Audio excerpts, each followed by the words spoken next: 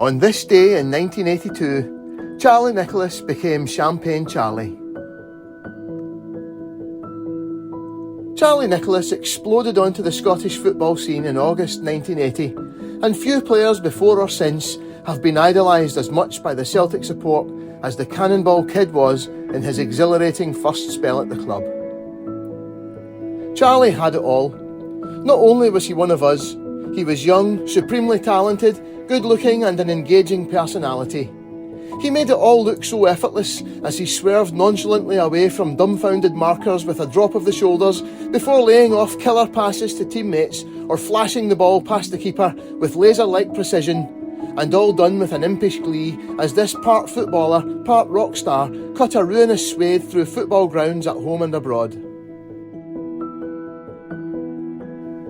Nicholas suffered a leg break in a reserve match at Capello in January 1982 that ended his season, but he returned in August even better than before, racking up goals at an incredible rate, including classy openers in the European Cup win over Ajax in Amsterdam in September and the 2-1 League Cup final win against Rangers in December. The Daily Record in those years had a prize of a crate of champagne for the first player to score 30 goals in the Scottish game, and Charlie Nicholas won it with Celtic's first goal in the 5-1 win over Morton on the 27th of December 1982. Billy McNeill's Celtic never played better than they did in the first half of season 1982-83, and they were 3 points clear of Dundee United in second place after a 2-1 win at Pittodrie and a 4-0 win at Rugby Park in the previous 2 weeks. Christmas having fallen on the Saturday, Celtic lined up on a bitingly cold bank holiday Monday afternoon. Bonner, McGrain, Sinclair, Moyes, McAdam, McLeod, Provan, McStay, McGarvey, Burns, Nicholas. Subs, McCluskey, Reid.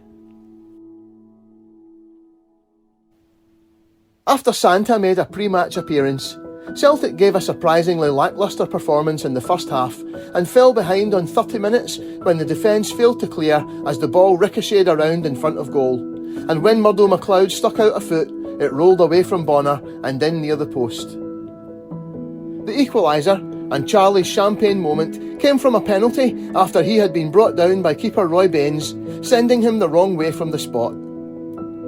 Having been so flat in the first half, Celtic went into overdrive in the second after a half-time substitution, Mark Reid coming on at left back and Graham Sinclair taking over in central defence from the substituted David Moyes.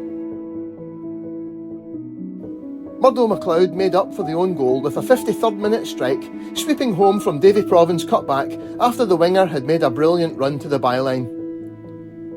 Provan was involved with the third on the hour mark, Jim Reynolds writing in the Glasgow Herald on the 28th of December 1982. The winger pounced on a short pass back and blasted the ball off Baines. The rebound carried straight to Frank McGarvey and the striker banged it into an empty net.